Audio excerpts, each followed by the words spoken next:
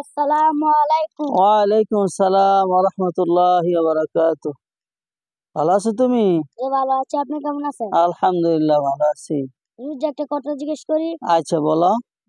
জুম্মার দিন একবার আজান দেয়, মসজিদে যাই, মসজিদের ভিতরে দেখি আরেকবার আজান দেয়।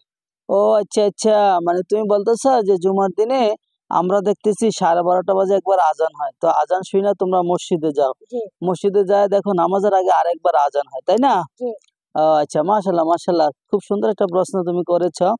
তাহলে তোমাকে আমি বলি কেন দুইবার আজান দেয়, তাই না? জি নবীজি সাল্লাল্লাহু আলাইহি ওয়াসাল্লাম যতদিন জীবিত ছিলেন ততদিন একবার আজান হয়েছে, 1টা বাজে, যেটা মনে করেন জোহরের নামাজের আজান। তো নবীজি সাল্লাল্লাহু আলাইহি সাল্লাম থাকতে একবারই আজান হতো।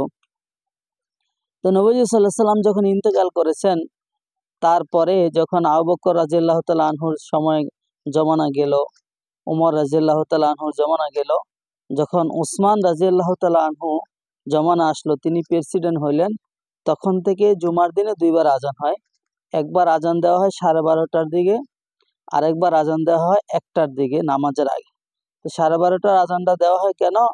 যে জুমার দিন যদি আগে আগে আজান হয় তাহলে মানুষ এই আজান শুনে নামাজের প্রস্তুতি নিবে, নামাজের প্রস্তুতি নিয়ে মানুষ তাড়াতাড়ি মসজিদে যাবে, এই জন্য 12:30টার আজান দেওয়া হয়।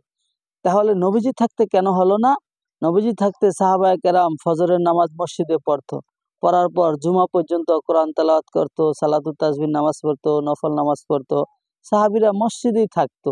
জুমা পড়া বাড়িতে যেতে যেতে সন্ধ্যার সময় হয়ে যেত, বলে তাহলে খাবার, নবীর যুগে সাহাবায়ে কেরামের খাবারের এত মানে আমাদের মতো প্রয়োজন ছিল না, খেজুর খাইতো, একটু পানি খাইতো, বাস মসজিদে পড়ে থাকতো, আল্লাহ বিল্লাহ করতো। তো আমাদের জমানায় যেহেতু অলসতার জমানা, ওসমান রাদিয়াল্লাহু তাআলা আনহু দেখছেন যে মানুষ আস্তে আস্তে অলস হয়ে যাইতেছে, যার কারণে ওসমান রাদিয়াল্লাহু তাআলা আনহু চিন্তা করলেন তাহলে জুমার দিনে মানুষ যেন নামাজের প্রস্তুতি নিতে পারে, এই জন্য আগে আগে একটু আজান দেওয়া দরকার। এই জন্য ওসমান রাদিয়াল্লাহু তাআলা আনহুর যুগ থেকে জুমার দিনে 12:30 বাজে কি করা হয়? আজান দেওয়া হয়। বুঝতে পারছো?